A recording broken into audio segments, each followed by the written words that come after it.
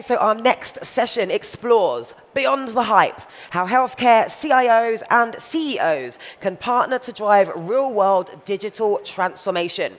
So I'm pleased to welcome to the stage Hamza Batterjee, President and CEO of Megamind IT Solutions, who will be in conversation with Ahmed Yahya, Group CIO of Saudi German, who's already been on the stage today. He can't get enough. Under Hamza's leadership, Megamind has become a trusted partner driving digital transformation across the region, delivering end-to-end solutions that empowers providers, fosters innovations, and sets a new standard for excellence in healthcare. And our moderator is a proven leader in information technology with over 30 years of experience in healthcare, insurance, and energy industries. And together, they'll be discussing how co-creation, shared accountability, and outcome-based models are shaping the future of healthcare.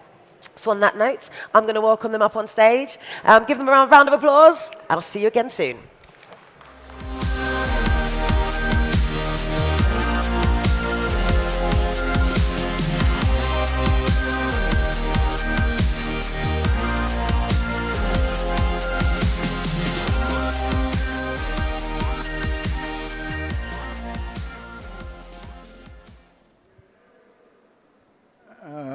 Good afternoon.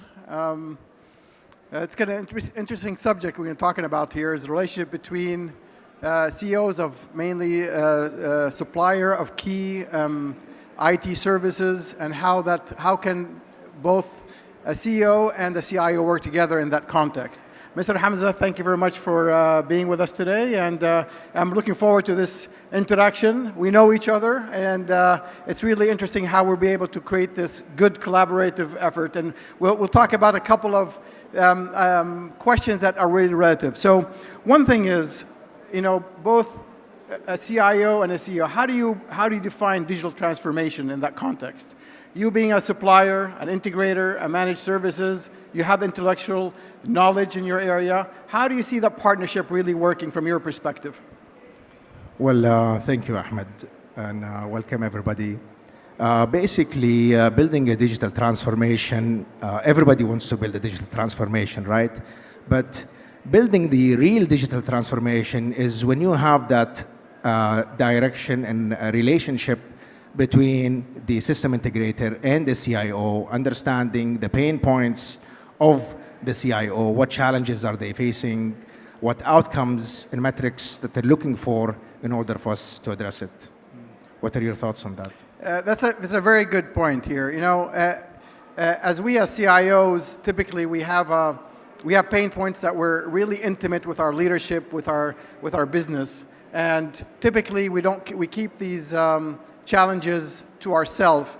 And as you build more of a transparent and a trusting relationship with the providers of IT services, you jointly can actually start building up solutions. CIOs by default are really engaged from an operational perspective, strategic perspective. Sometimes we don't have the time or effort to look at technologies. And this is where I see having the right partner that we could work together in bringing these solutions to address core issues that we would have. Absolutely, as well as understanding the financial outcomes that you guys are looking for, clinical outcomes. Since Megamind, we're a system integrator, we're exposed to cross-industry solutions, so we'd definitely be able to provide and address your needs in simple words and showcasing solutions to you.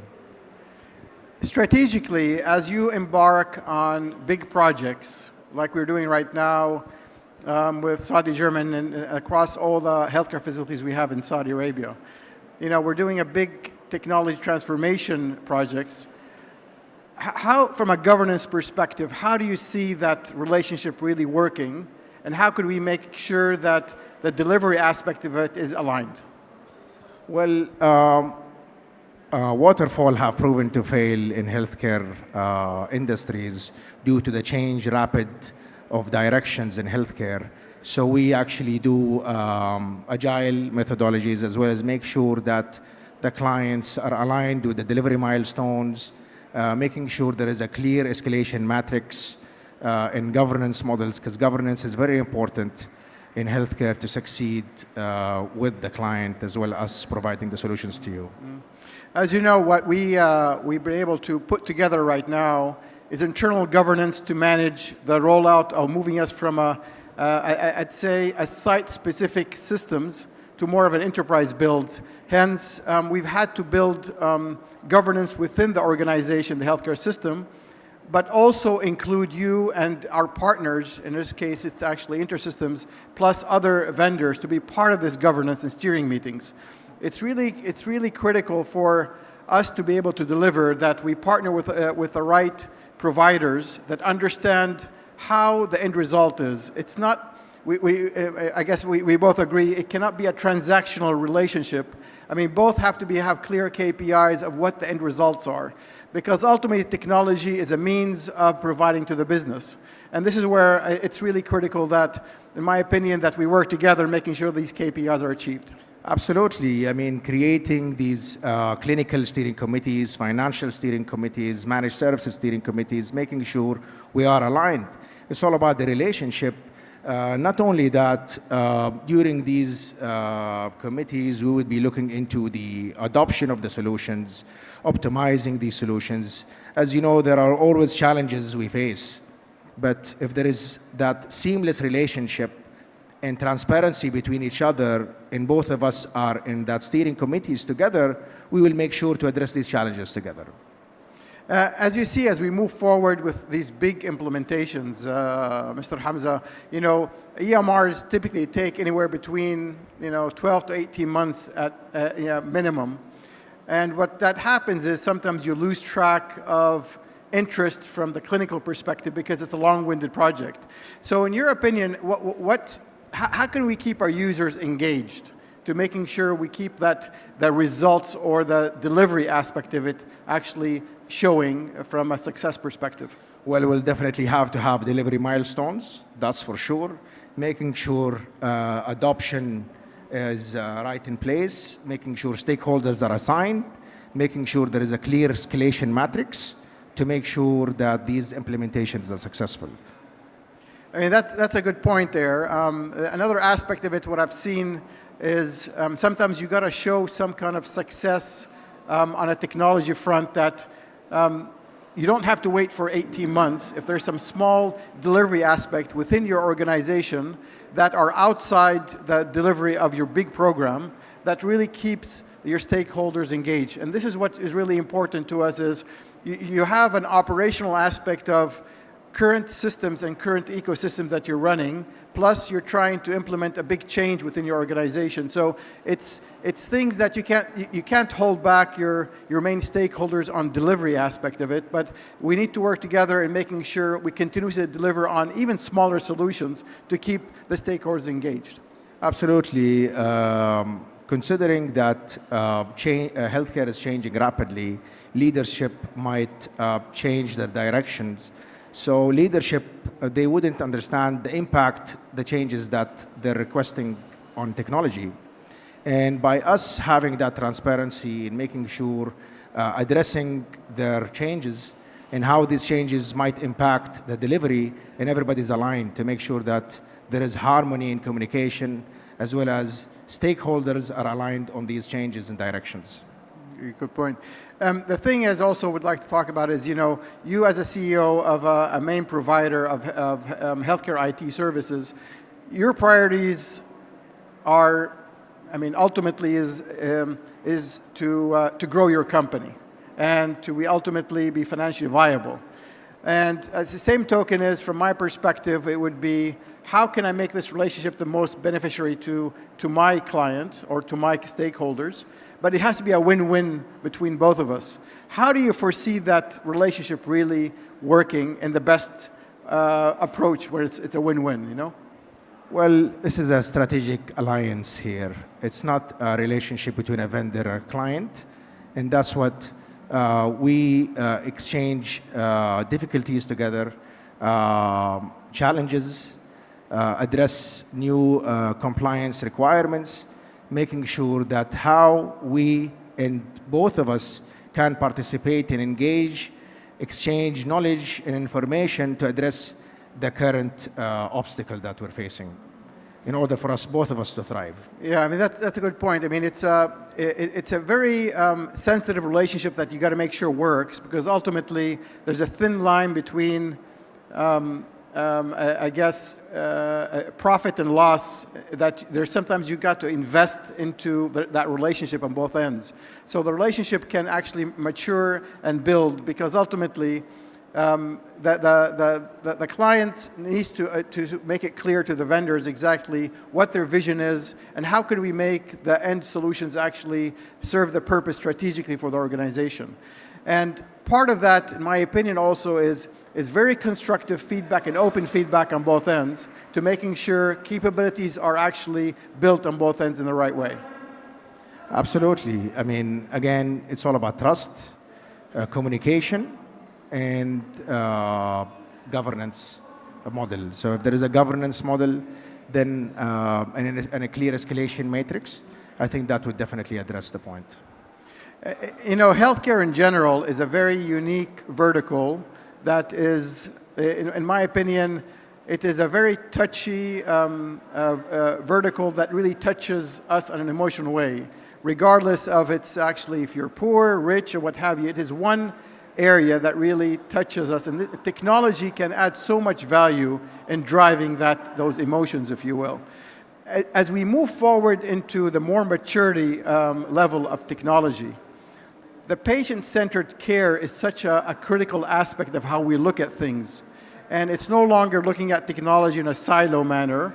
So it's really imperative that we look at this from a holistic perspective, where technology becomes really a strategic enabler versus being just a technology, vertical, if you will. Absolutely. I mean, in today's world, there are so many solutions that are trying to address certain problems, but if all of them are not integrated, then we have a problem, right? So basically, addressing the foundation solutions, making sure to address the clinical needs as well as the financial needs, making sure to address the staff burnouts that are happening today, and that's why healthcare expenditure is being expensive.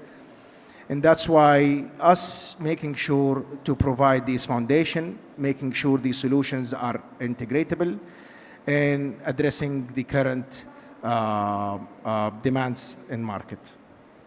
Megamind is really positions itself to be more of a healthcare vertical IT services company, whether it is managed services, integrator, or even outsourcing aspect of it. And it's a quite unique positioning, especially in Saudi Arabia right now, especially with a lot of the activities happening there. Where do you see Megamind really growing, and where do you see it really flourishing in Saudi Arabia? Well, we in Megamind, we start from infrastructure all the way to data analytics and introducing AI solutions. What we feel is that partnering with global companies, but again, expanding into the region in Saudi, in UAE, or in the Middle East, there are local realities that needs to be implemented on ground, where we as Megamind, we can come in with these local requirements and integrate with these or connect with these global companies in how to tune, fix their solutions to tailor the Middle Eastern market. I mean, I see the fact that you have regional expertise when it comes to even the data residency concerns and security. And that should drive a lot of the technology discussions, and ultimately why me as a CIO, making sure the data is my responsibility in making sure its integrity is safe. Ultimately, you are providing me the tools and the resources to making sure they're resident in there, right? So how do you see you as a main provider of technology, making sure from a security perspective data is actually handled in a correct way? Well, there are many different solutions for cybersecurity, SOC, and business continuity solutions, but making sure there are NCA requirements in Saudi Arabia and as well in UAE, making sure the hosting should be in certain countries to protect patient data. So there are multiple hyperscaler companies in the market, as well as private cloud organizations that we can address if they can address the cybersecurity requirements that will make sure the patient data is secured. So how do you see the maturity of the cloud in KSA at this point? Are you seeing it as a major enabler for us to move into that technology? Or do you see, to me, from an orchestration perspective or from a time of delivery, I see cloud services being key to delivery in a shorter time frame, especially with leadership are pushing delivery of technology a lot faster pace, because technology has become such an enabler when it comes to growth and financial efficiency. CIOs at this point are gravitating more away from the traditional hosting aspect of it to more of a cloud solutions. So we focus on more of the automation and really looking at technologies that can elevate better the operations aspect of it, especially when we talk about AI or talking about other technology aspects that we should be focusing on the back end. Absolutely. I mean, these hyperscalers are in the market for a reason, to come in to compete and add in uptime support, 24-hour support, and that's what companies are really looking into in order for them to expand, instead of going back and buying hardware and hiring so many staff and networking people to make sure to make this system up and running. But today is just in a click of a button, make sure that the systems are compatible with these cloud infrastructure hyperscalers that are in the market. And off you go. And security is over there as well, which is great. Plus, Saudi is expanding in the Middle East as well, in Dubai, having multiple hyperscalers into place, and that is helping new technologies to be able to address these markets in Saudi or in the Middle East. That's a very good point. We've been talking about the digital patient journey before and after, and we're looking at building up the CRMs and the sales and the B2B and B2C. To me, that is core capability that should be expanded to from a tech stack, if you will, for the Saudi German hospitals, and we're embarking on that journey together. To me, is looking at technology is no longer just a technology that we're just buying. It's pretty much a capability that is going to be orchestrated across the ecosystem. How do you see it from your perspective? Well, as you know, Ahmed, we've always revising this tech stack, making sure that we're getting the latest and the greatest. One of it is what we have developed in Megamind, which is a digital front door, the mobile app and the patient engagement, which have been ranked as the first and #1 app in healthcare in the Middle East, in Saudi. But again, having these integration buses, as well as going into all these foundation systems, having a clear, organized technology stack is where organizations should set themselves. I mean, you got a point there. I mean, a lot of the vendors need to be a lot more open and a lot more integratable, actually. And this is some of the stuff that a lot of CIOs have battled the last maybe 10, 15 years, where it's more of a siloed approach to technology. As we move forward into more of an ecosystem, what we need is vendors that actually can be a lot more open, have standards of data exchanges that can make this reality really happen, you know? Absolutely. I mean, sky is the limit in healthcare as long as there is a clear integration bus, because having and linking all these APIs is a nightmare, and it's not scalable in today's world. And being able to address so many technologies to address that compliance or need, it wouldn't be able to work unless there is a clear technology stack with definitely a clear integration bus. Very good. We're at the tail end, Mr. Hamza. It was really nice talking to you. It was a good exchange of information, and thank you very much for attending our session here today. Thank you very much, Ahmed. Thank you.